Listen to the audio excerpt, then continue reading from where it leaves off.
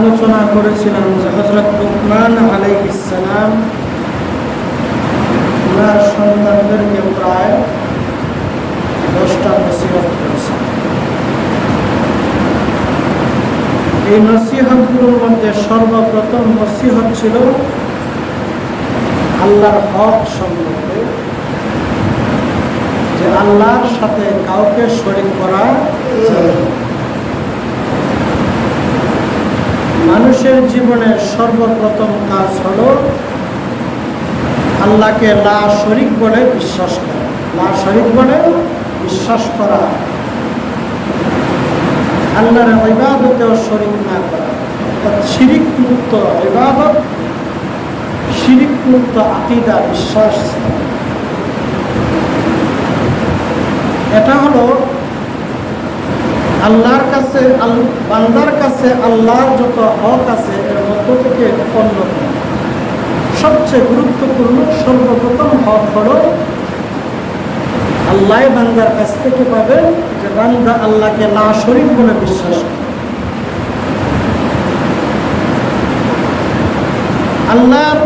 আল্লাহকে বিশ্বাস করার পর, আল্লাহর ইবাদতের পর বান্দার সবচেয়ে গুরুত্বপূর্ণ কাজ সেটা হলো মা বাবার সাথে সৎ ব্যবহার করা, মা বাবার হক আদায় করা।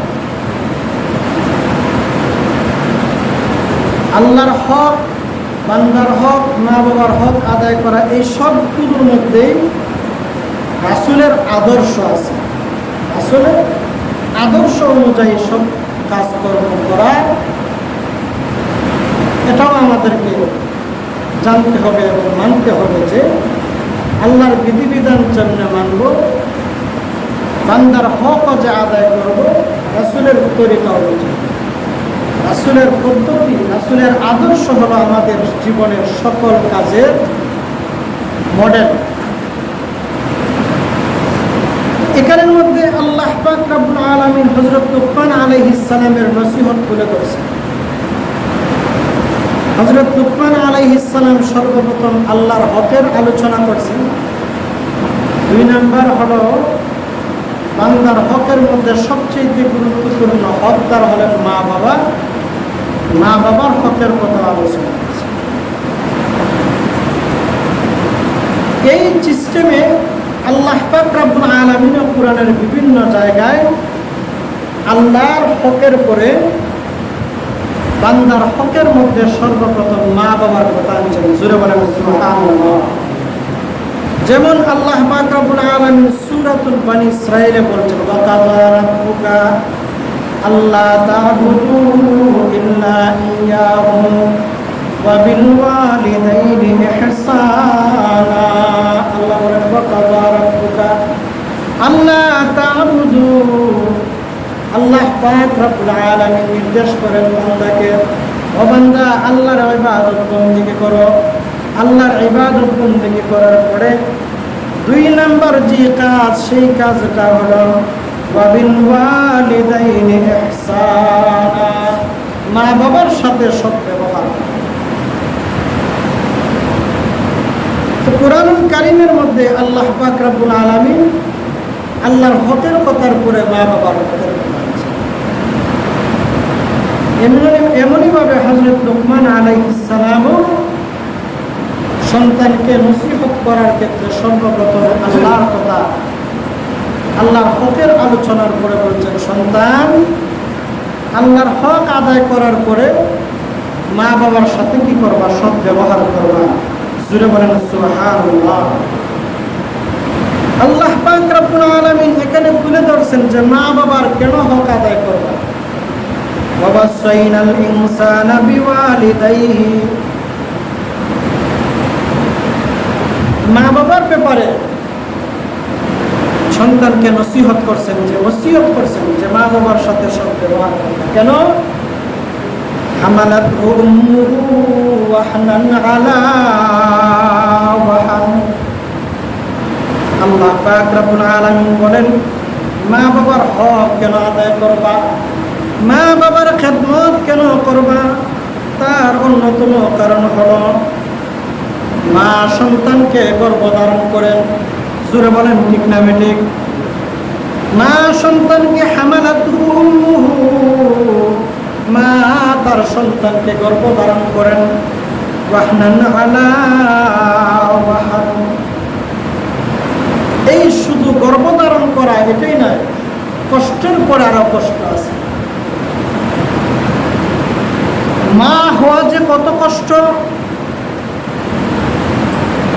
এই কষ্টের কথা কোনো পুরুষ কোনোদিন বুঝতে পারবে না। কোন পুরুষ যতভাবেই বর্ণনা করেন না কেন, মা বাবা সন্তান ধারণ করা, সন্তান জন্ম দেওয়া যে কষ্ট, এটা একজন মা ছাড়া প্রকৃত কষ্ট কেউ বুঝতে পারে না। মারাই বুঝেন।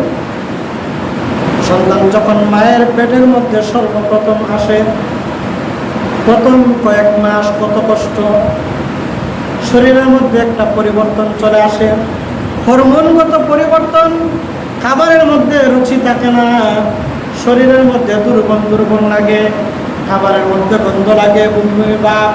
প্রথম কয়েক মাস বড় কষ্ট, খুব বেশি কষ্ট। যতদিন যায় কষ্ট আরো বাড়ে, যতদিন যায় তত কষ্ট আরো বাড়ে। একজন প্রেগনেন্ট মা বুঝে মা হওয়াটা যে কত কষ্ট। একমাত্র যারা গর্ভবতী হয়েছেন, মা হয়েছেন, এরাই বুঝে। শুধু গর্ভধারণ করেছেন তাই নয়, আল্লাহ পাক রব্বুল আলামিন বলেন গর্ভধারণ করাটা এত কষ্ট। একজন পুরুষের পেটের মধ্যে যদি একটা কাঁঠাল বেঁধে দেওয়া হয়, কেমন লাগবে? ওটা আমি বেশি না, এক সপ্তাহ, হ্যাঁ, কিরকম হবে? একজন বাচ্চা মিনিমাম 2.5 থেকে 3, 3.5 কেজি, 4 কেজি পর্যন্ত ওজন হয় লাস্ট পর্যন্ত। এই যে 2-2.5-3 কেজি একটা জিনিস আমরা পেটের মধ্যে বেঁধে রেখে বেশিক্ষণ থাকতে পারবো না। অবস্থায় খাবারের মধ্যে কষ্ট, ঘুমানোর কষ্ট, বসার কষ্ট, বসলে উঠা যায় না, উঠলে বসতে কষ্ট হয়, ঘুমাইতে কষ্ট হয়, বিভিন্ন কষ্ট। আল্লাহ পাক রব্বুল আলামিন বলেন শুধু এই কষ্টটাই নয়, এরপরে যে সন্তানকে প্রসব করা, সন্তান প্রসব করা যে কত কষ্ট, এটা যারা সন্তান প্রসব করছেন তারাই বোঝেন।